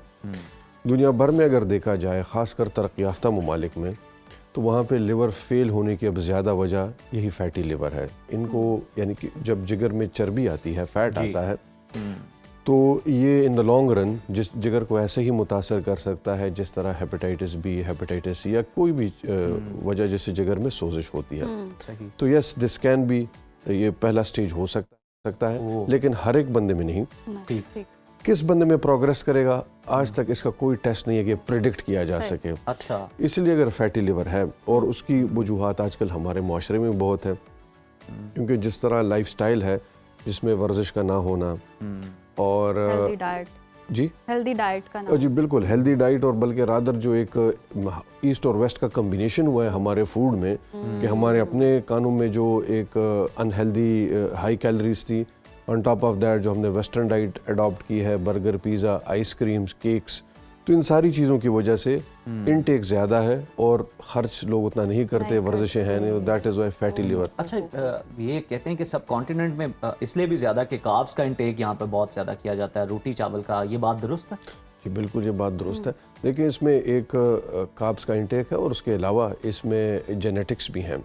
अच्छा, तो आप अगर देखें जनरली पीपल जो सब कॉन्टिनेंट के लोग हैं, ये उनकी फ़िज़ीक वैसे नहीं है जिस तरह नॉर्दर्न यूरोपियंस की या रशियंस की है, जो कि उनका बिल्ट बड़ा अच्छा है। इसीलिए जो हाइट के एतबार से, वेट और उनकी रिक्वायरमेंट से, वो यहाँ पे जो एक्सपेक्टेशन है वो कम होनी चाहिए, जो हेल्दी वेट है। और इन्हीं चीज़ों की वजह से हम देखते हैं कि यहाँ पे फैटी लिवर, और फैटी लिवर की वजह से लिवर ख़राब होने की शरह यहाँ पे ज़्यादा है। चूँकि सब कॉन्टिनेंट में सारी चीज़ें रिकॉर्ड नहीं की जाती, उस तरह डाटा की रिपोर्टिंग नहीं है, तो इसलिए हम जहाँ पे भी बैठते हैं और जो फिगर्स कोट की जाती हैं वो वही हैं जो कि अमेरिका और यूरोप से आती हैं। ये बताइएगा कि कोई शख्स अगर देखना चाहे कि उसका फैटी लिवर है, मतलब उसकी टमी पे किस एरिया पे फैट है, तो वो इंडिकेशन हो सकती है कि ये फैटी लिवर। देखिए, उसके अगर आप जनरली बग़ैर टेस्टों के कोई अंदाज़ा लगाना चाहते हैं तो उसका तरीका यह है कि एक उनका वज़न कितना है, और हाइट के एतबार से वज़न आजकल किसी भी मोबाइल में आप देखें तो एक BMI एक चीज़ है जी, तो वो कैलकुलेट की जा सकती है। नॉर्मल BMI 18 से 25 तक होता है, उससे अगर ज़्यादा है तो ये एक अनहेल्दी होने की निशानदेही है। इसके अलावा जनरल वेस्ट का सरकमफ्रेंस क्या है, यानी वो कोई भी बंदा अपनी वेस्ट देख सकता है, तो वो भी अगर ज़्यादा हो, क्योंकि जिस्म में चर्बी अगर जिस्म के दरमियानी हिस्से में है तो इसका मतलब है कि ये बाकी जगहों पे भी हो सकती है। और फैटी लिवर सिर्फ ये नहीं है कि जिगर में चर्बी है, ये सिर्फ जिगर में जो चर्बी का ज़्यादा होना है उसकी निशानदेही है। Otherwise this is systemic disease, ये बाकी जगहों पे भी है, इसका असर दिल पे भी है, इसका असर हर जगह पे है, चूँकि जिगर में इसका होना ये इसकी एक अलामत है। अच्छा डॉक्टर साहब, लिवर ट्रांसप्लांट किन कंडीशंस में मस्ट हो जाता है कि ये अब पेशेंट लिवर ट्रांसप्लांट कर ही जाएगा? हाँ जी, देखिए बात ऐसी है कि जिगर के बगैर इंसान की ज़िंदगी का होना नामुमकिन है, इसलिए जब जिगर इस हद तक ख़राब हो कि वो ज़िंदगी के लिए ख़तरा बने तो तब ट्रांसप्लांट करना चाहिए। और वो जैसे मैंने अब शुरू में वो अलामात बताई, पेट में पानी, खून की उल्टी का आना, पीला अरकान या इसमें कैंसर का बनना, ये वो कंडीशंस हैं जिसमें ये लिवर एक थ्रेट टू लाइफ बन जाता है और उसमें ट्रांसप्लांट के अलावा और कोई चॉइस नहीं होती। अच्छा, डोनर के लिए भी एक बड़ी चैलेंजिंग सिचुएशन होती है, उसे भी बड़ा कन्विंस करना पड़ता है, और उसके हवाले से भी बताएं कि अगर कोई डोनर है तो वो फैमिली से ही होना चाहिए, ब्लड रिलेशन होना चाहिए, या कोई भी जो है वो डोनेट कर सकता है, और उसको कन्विंस करना कितना मुश्किल टास्क होता है? अच्छा देखिए जी, लिविंग डोनर यानी जिनके ज़िंदा लोग जो जिगर का एक हिस्सा दिया करते हैं, उसके लिए 3 तरह की शराइत हैं। एक है मेडिकल शराइत, दूसरी साइकोलॉजिकल और तीसरी लीगल। तो लीगल शर्त जो कि हुकूमत पाकिस्तान ने कवानीन बनाए हैं, उसकी रोशनी में उसका रिश्तेदार होना ज़रूरी है। उसके अलावा जो उसकी इंटरप्रिटेशन कोई और नहीं दे सकता। बाकी ये कि उनको देखा जाता है, कन्विंस करने से ज़्यादा उन्हें हम फैक्ट्स बताते हैं।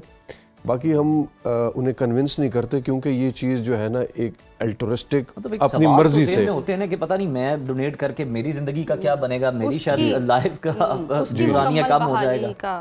देखिए वही मैं आपको बताने लगा था कि हम उन्हें यही फैक्ट्स देते हैं। अल्हम्दुलिल्लाह PKLI में हमने 1050 से ज़्यादा ऑपरेशंस किए हैं लिवर ट्रांसप्लांट्स के। सारे डोनर्स हमारे ठीक हैं और इन द लॉन्ग रन उनकी लाइफ बिल्कुल एक नॉर्मल इंसान की तरह होती है। और हमारे अपने डोनर्स में ये पिछले 5-6 सालों में उसके बाद उन्होंने अपनी तालीम मुकम्मल की है, अपनी नौकरियां कर रहे हैं, उनकी शादी हुई है, बहुत लड़के लड़कियों की उनके यहाँ बच्चे हुए हैं, तो they can have a normal life. लेकिन जो हम इस प्रोसेस में उन्हें बताते हैं तो कन्विंस करना चूंकि आम जबान में ठीक हो लेकिन मेडिकली एक प्रॉपर टर्म नहीं है, तो हम उन्हें हकाइक बताते हैं कि ये एक ऑपरेशन है, इसमें कुछ खतरात हैं, और फिर अगर वो अपनी रजामंदी से देना चाहें तो वो लिविंग डोनर बन सकते हैं। यहाँ पे मेरे ख्याल में आपका ये फोरम और प्लेटफॉर्म इस्तेमाल करते हुए एक अहम चीज़ है जो कि हमारे मुल्क में नहीं होती, जिसको कहते हैं कैडावेरिक डोनेशन, के बाद अज मर्ग अपने आज़ाद या करना। वो काम पाकिस्तान में उसका कानून मौजूद है, लीगली ये किया जा सकता है, लेकिन यहाँ पे लोगों में उसकी एक्सेप्टेबिलिटी नहीं है। आप देखें जैसे इससे पहले सेगमेंट में आप बता रहे थे, अगर लोग और हुकूमत दोनों चाहें तो जिस तरह आपको हर मोटरसाइकिल पे एक सेफ्टी रॉड नज़र आ रहा है, तो अगर उसके लिए अवेयरनेस क्रिएट की जाए और लोगों की तरफ से उसमें एक्सेप्टेंस हो तो ये काम भी यहाँ पे शुरू किया जा सकता है। जी बहुत ज़्यादा, क्योंकि एक बंदा बाद अज मर्ग भी अपना liver, 2 kidneys, pancreas, cornea, heart, lung, intestine, बहुत सारी चीज़ें वो डोनेट कर सकते हैं। और हमने अभी तक ऐसी केसेस हाईलाइट भी किए हैं जिसमें आंखें जो है वो अतिया की गई हैं और बड़ी कामयाबी से वो उनके हासिल करके उनकी मौत के बाद वो किसी और को भी डोनेट की गई हैं, लगाई गई हैं, और उनकी आंखें आज भी दुनिया को देख रही हैं। बिल्कुल, बहुत ही अच्छा काम भी है और कहते हैं ना खिदमत खल की है और रहती दुनिया तक आपका एक सिलसिला रह जाएगा। अच्छा डॉक्टर साहब, जिस तरह हम बात करें कि अगर कोई ज़िंदा डोनर है वो अपना डोनेट करता है ट्रांसप्लांट के लिए, उसके बाद उसकी जो बहाली की ड्यूरेशन है वो टाइम स्पैन बताइएगा। हाँ जी, देखिए ऑपरेशन के बाद जनरली इन्हें 5 से 6 दिन अस्पताल के अंदर रुकना पड़ता है, दाखिल रहते हैं, जिनमें से पहले शुरू का 1 दिन ICU में, बाकी वो जनरल वार्ड में होते हैं और दूसरे दिन ही वो चलना फिरना शुरू कर देते हैं, रूटीन का खाना शुरू कर देते हैं। उसके बाद जो रिकवरी का पीरियड है, जिसमें जनरल एडवाइस तो ये है कि अस्पताल से डिस्चार्ज होने के बाद तकरीबन हफ्ता 10 दिन वो कोई बहुत ज़्यादा अपनी एक्टिविटीज़ रिज्यूम ना करें जो कि जिसमें बहुत ज़्यादा एक्सरसाइज और फिज़िकली डिमांडिंग हो। अदरवाइज पूरे ऑपरेशन के बाद within 2 to 3 weeks they can be back to work, अपने कॉलेज स्कूल वो जा सकते हैं। और उसके बाद मतलब जब हॉस्पिटल से आप डिस्चार्ज कर देते हैं तो उसके बाद मरीज़ को और डोनर को कौन सी एहतियाती तदाबीर हैं जो सजेस्ट की जाती हैं जिन पर सख्ती से अमल करना ज़रूरी होता है? अच्छा, ये दोनों मुख्तलिफ हैं। डोनर चूँकि लाइफ लॉन्ग कोई दवाई नहीं लेता, उनकी नॉर्मल लाइफ होती है, तो उन्हें जो हम जनरल एडवाइस देते हैं वो ये है कि बहुत ज़्यादा भारी वजनी काम ना करें कुछ अरसे के लिए और अच्छा साफ़ सुथरा खाना खाएं। जो एडवाइस है रिसिपिएंट जिन्हें जिगर लगाया जाता है, अब ये जिगर चूँकि इसके लिए वो दवाइयाँ जिनको एंटी रिजेक्शन मेडिसिन कहते हैं वो ज़रूरी है, तो उन्होंने अपनी दवाइयाँ टाइम पे लेनी है और उसके बाद एक हेल्दी लाइफस्टाइल रखना है। और उन्होंने भी ज़ख़म की वजह से शुरू के 3-4 महीने बहुत ज़्यादा भारी वजनी काम नहीं करना होता। बाकी ट्रांसप्लांट का मकसद ये है कि वो बिल्कुल एक नॉर्मल हेल्दी इंसान की तरह सोसाइटी में लाइफ गुजार सकें, तो वो भी अपना फॉलोअप मुकम्मल करने के बाद जो शुरू का 1 महीना है अपने शहर जा सकते हैं, चाहे वो किसी भी इलाके से हों, और कुछ अरसे बाद अपना काम भी रिज्यूम कर सकते हैं। अच्छा डॉक्टर साहब, जिस तरह हमने डिस्कस भी किया, लास्टली बता दीजिएगा, जिस तरह आपने भी बताया कि पाकिस्तान में हेपेटाइटिस B और C भी बहुत ज़्यादा है, तो आखिर में आप आवाम को क्या मैसेज देना चाहेंगे? जी, बदकिस्मती से हमारी वो मुल्क है जहाँ पे हेपेटाइटिस B C दुनिया में सबसे ज़्यादा है और बाकी इसकी इरेडिकेशन बहुत सारी जगहों से ख़त्म हो गया है। तो जी फ़र्क यह है कि हेपेटाइटिस B की वैक्सीनेशन हो सकती है, तो सब लोगों को हेपेटाइटिस B की वैक्सीनेशन करानी चाहिए। हेपेटाइटिस C के लिए स्क्रीनिंग यानी टेस्ट हो और अगर किसी में इसकी तशख़ीस हो जाए तो फिर इसका दवाइयों के ज़रिए इलाज किया जा सकता है। बिल्कुल ठीक, बहुत शुक्रिया आपका डॉक्टर यासिर साहब। और यकीनन लोगों को अब भी आना चाहिए ताकि वो अपने जो आज़ा है वो अतिया करें ताकि इंसानियत की खिदमत भी हो सके, और साथ ही साथ आपको ख़ुद को भी देखना चाहिए कि जनाब कहीं आप भी हेपेटाइटिस B या C का शिकार तो नहीं है, क्योंकि ये आगे चलकर बहुत सीरियस जो है, बड़ा संगीन मसला जो है वो हो सकता है आपके जिगर के साथ, तो एहतियात जो है वो इलाज से बेहतर है। प्रोग्राम में वक्त का ब्रेक का देखते रहिए सुनो पाकिस्तान। वेलकम बैक नाज़रीन। और जनूबी एशिया में क्रिकेट सिर्फ एक खेल नहीं, एक जुनून है और एक जज्बा है। लेकिन जब ये जज्बा सियासी अना की भेंट चढ़ने लगे तो फिर फैसले मैदान में नहीं ऐवानों में होते हैं। और पाकिस्तान के फैसले ने क्रिकेट पंडितों को हैरान कर दिया है। वज़ीर आज़म शहबाज शरीफ ने साफ ऐलान कर दिया कि खेल में सियासत नहीं होनी चाहिए। पाकिस्तान बांग्लादेश के साथ खड़ा होगा, भारत के खिलाफ नहीं खेलेगा। और इस पर पाकिस्तान अकेला नहीं है, बल्कि साबिक इंग्लिश क्रिकेटर मार्क कोचर ने आईसीसी का वो चेहरा बेनकाब किया है जो बरसों से पोशीदा था। वो कहते हैं कि पाक भारत मैच महज इत्तेफाक नहीं, बल्कि आईसीसी की तिजोरी भरने का एक तयशुदा फिक्स्ड फॉर्मूला है। मतलब यानी बाकी टीमें सिर्फ फॉर्मेलिटी पूरी करती हैं और उनका ये मानना है कि पाकिस्तान ने भारत को उसी की ज़बान में जवाब देकर मास्टर स्ट्रोक खेला है। लेकिन क्या ये सख्त मौक़िफ़ हमें आलमी तन्हाई का शिकार करेगा या हम क्रिकेट की बसात के नए किंग मेकर बनकर उभरेंगे? स्पोर्ट्स एनालिस्ट सैयद मोहम्मद अवैस ने हमें ज्वाइन किया है, उनकी राय जान लेते हैं इस मामले पर। बहुत शुक्रिया अवैस आपके वक्त का। बताइएगा कि वज़ीर आज़म शहबाज शरीफ ने बांग्लादेश के साथ खड़े होने की बात की है, क्या हम खित्ते में एक नया क्रिकेट ब्लॉक बनाने की पोजीशन में हैं जो भारत की बालादस्ती को चैलेंज करे? देखिए, इस वक्त अगर आप सूरत हाल पाकिस्तान क्रिकेट की बात करें तो कुछ हाल ही अरसे के अंदर 1.5-2 साल के अंदर पाकिस्तान ने अपना लोहा मनवाया क्रिकेटिंग मैप के ऊपर। जब से मोहसिन नकवी साहब आए, जिस तरीके से गवर्नमेंट की लाइजॉनिंग करें या उनकी बात करें जो लाइजॉन करते रहे हैं क्रिकेट बोर्ड्स के साथ, वो आपको नजर आ रहा है कि वो इस स्ट्रॉन्ग स्टांस के अंदर पाकिस्तान क्रिकेट बोर्ड इस वक्त आपको मैप के ऊपर नजर आता है। बहुत अच्छा एक तरीकाकार था, क्योंकि अगर आप प्रोस्पेक्टिव की बात करें, लोगों ने कहा कि हम बाइकआउट कर देते हैं वर्ल्ड कप का। बाइकआउट का इशू ये था कि आपको बहुत से सैंक्शंस को फेस करना पड़ता है, जिसमें बायलैटरल सीरीज भी है, फिर पीएसएल आपको पता है सर पे, तो जो कॉन्ट्रैक्टेड प्लेयर्स होते हैं उनका इशू भी आपको बन जाता है कि उनको अलाउ नहीं होता खेलना। तो ये जो फैसला था, ये वन ऑफ दी बेस्ट फैसला इसलिए भी था क्योंकि जो आपने राइटली भी पॉइंट आउट किया कि जितने मैचेस होते हैं, the mother of all matches Pakistan India, जहाँ से ब्रॉडकास्टर्स की बात करें, स्पॉन्सर्स की बात करें, वो सारा का सारा इन्वेस्टमेंट इसके ऊपर करते हैं। अगर यही मैच नहीं खेला जाएगा तो इस वक्त मुझे याद है कि आपको सबसे बड़ी एग्जांपल है कि अभी सिर्फ पिक्चर्स आ रही थी, कोई गवर्नमेंट की तरफ से ट्वीट नहीं आया था, तो वाबेला मच गया हुआ था ट्विटर अकाउंट्स पे इंडिया में। और जिस वक्त सबसे आप देखें बौखलाहट का शिकार आईसीसी इतना था कि गवर्नमेंट ऑफ पाकिस्तान ने तो ट्वीट किया, लेकिन जो तरीकाकार होता है कि पाकिस्तान क्रिकेट बोर्ड भी एक ऑफिशियल स्टेटमेंट जारी करता है, अभी तक स्टेटमेंट जारी नहीं हुई थी, तो उनको इतनी बौखलाहट थी कि उन्होंने हबड़ा दबड़ी में एक स्टेटमेंट जारी कर दी कि प्लीज इस मैच को होना चाहिए। तो इनसे सबसे पहला तो सवाल इस चीज का होता है ना कि आप तो कहते हैं कि इस मैच को होना चाहिए, बांग्लादेश का क्या कसूर था, उससे पहले श्रीलंका टीम का क्या कसूर था, उससे पहले जिम्बाब्वे का क्या कसूर था। मैं प्रीवियसली वर्ल्ड कप्स की बात करूं जहां पर ऑस्ट्रेलिया ने ट्रैवल करने से मना कर दिया, खेलने से मना कर दिया बड़ी टीम्स ने। इसका मतलब ये होता है कि जो 2-3 बड़े चौधरी इनके हैं, जिसमें ऑस्ट्रेलिया है, जिसमें इंग्लैंड की बात करें, कल को इनके साथ होगा। देखने वाली बात है कि आईसीसी उस पर क्या रद्द देगा। लेकिन इस वक्त पोजीशन की बात करूं, खास करके जो इस वक्त जो आईसीसी के चेयरमैन बैठे हुए हैं, जय शाह की बात करें, वो सब इस चीज पे इत्तेफाक करते हैं कि उनको इंस्ट्रक्शंस आती हैं मुंबई से, दिल्ली से आती हैं, जहां पर उनके वालिद बैठे हुए हैं मोहित शाह, वहां से वो इंस्ट्रक्शंस दे रहे होते हैं कि जी ऐसे कर लें, ऐसे कर लें। खुद तो उनको क्रिकेट का कुछ पता नहीं है किस तरीके से इसको लेके चलना है, लेकिन ये मुझे खुद फील होता है कि ये 1.5-2 महीने के अंदर ऐसी सूरत हाल बनने जा रही है कि उनके ऊपर ऑब्जेक्शन उठ जाएगा, क्या ये बंदा राइट है। आपने दुरुस्त फरमाया कि खेल को सियासत तो इंडिया ही बनाता है और तारीख गवाह है कि ऐसे फैसलों के नताइज भुगतना पड़ते हैं। क्या इस बॉयकॉट से पाकिस्तान की अपनी जो क्रिकेट मईशत है और मुस्तकबिल अगर हम देखें तो इंटरनेशनल इवेंट्स की मेजबानी खतरे में नहीं पड़ जाएगी? देखिए, मैंने आपको कहा ना कि नहीं पड़नी चाहिए, क्योंकि जब आप वर्ल्ड कप का बाइकआउट करते हो वो एक डिफरेंट सिनेरियो, आपने एक मैच का बाइकआउट किया और आपने पूरे सिनेरियोस के ऊपर किया है बाइकआउट। तरीकाकार ये है कि आपने कोई वर्ल्ड कप का बाइकआउट नहीं किया जिस पर आपको सैंक्शंस लगती हैं, और साथ में साफ सी बात है आपके पास केस स्टडीज मौजूद है ना। पहले भी मैंने कहा कि ऑस्ट्रेलिया नहीं ट्रैवल किया, श्रीलंका का मसला बना, जिम्बाब्वे का मसला बना, ऐसी बहुत सी टीमें जिनके साथ इशू बने। ये सारी की सारी जो गंदी पॉलिटिक्स है हमने तो स्टार्ट नहीं की, इंडिया ने स्टार्ट की थी। आप सबसे बड़ा एग्जाम्पल है जब आपने एशिया कप की ट्रॉफी वाला मामला हो, हाथ मिलाने वाला मामला हो, हम कहते हैं क्रिकेट एक जेंटलमैन गेम है। अंडर 19 स्ट्रक्चर की बात करें, वहां से हमेशा एक जेंटलमैन निकलते हैं, वहां से लड़कों का ब्रेक रूम होता है इंटरनेशनल क्रिकेट के लिए। आपने उसको इतना पॉलिटिसाइज कर दिया कि वो जो बच्चे हैं वो हाथ मिलाने के कासिर हो चुके हैं कि हमने हाथ नहीं मिलाना पाकिस्तान टीम से। तो जितनी गंदी पॉलिटिक्स थी आप खेल चुके हैं, और आहिस्ता आहिस्ता आप देखें तो इंटरनेशनल जो टीम्स हैं, खास करके इंटरनेशनल प्लेयर्स की बात करें, ये ब्लैकमेलिंग का जो एक मामला है जिसमें पाकिस्तान क्रिकेट बोर्ड को मैं स्टिल कहता हूँ कि अभी भी हमें काम करने की जरूरत है, क्योंकि ये जो आईपीएल के थ्रू जो चंक खेलते हैं ना, कि 4 लड़के अगर इंग्लैंड के खेल रहे हैं, 4 लड़के ऑस्ट्रेलिया के खेल रहे हैं, उसका कुछ ना कुछ चंक ऑफ अमाउंट डिफरेंट अपना उनके क्रिकेट बोर्ड्स को जाता है, उस बैकडोर पे ब्लैकमेलिंग खेलते हैं।